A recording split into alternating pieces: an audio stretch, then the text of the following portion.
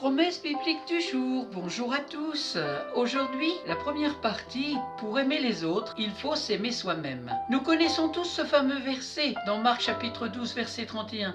Aime ton prochain comme toi-même. L'amour est l'essence d'un véritable disciple de Jésus. Si tu n'en as pas, alors tu n'es pas un vrai disciple. Le Seigneur nous le dit clairement dans le livre de Jean. On vous reconnaîtra à l'amour que vous avez les uns pour les autres. C'est dans Jean chapitre 13 verset 35.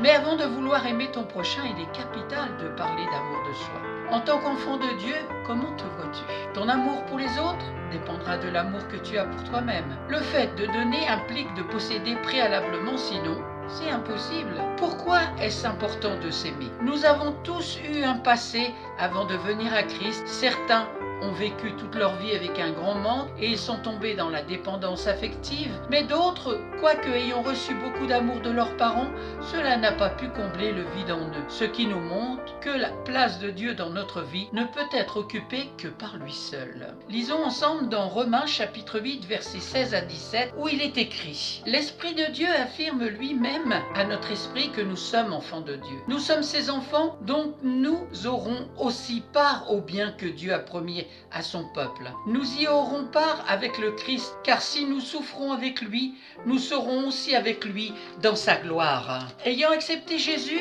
nous sommes maintenant enfants de Dieu, citoyens du royaume.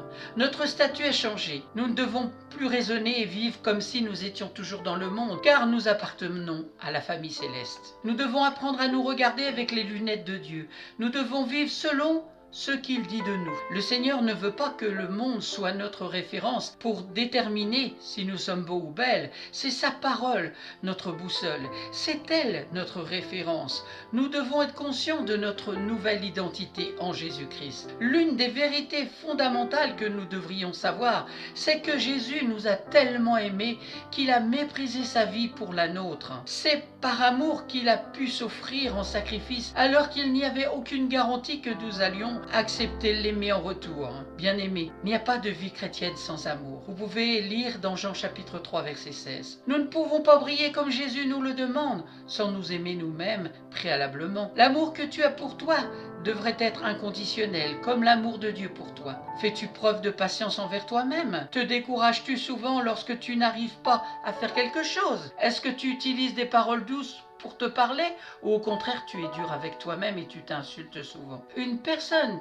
qui s'aime ne peut pas s'insulter car elle est consciente qu'elle est le temple du Saint-Esprit. La façon dont tu te traites ne sera pas différente de la façon dont tu vas traiter les autres. C'est pourquoi Jésus nous demande d'aimer notre prochain comme nous-mêmes, parce que nous sommes une créature merveilleuse à ses yeux.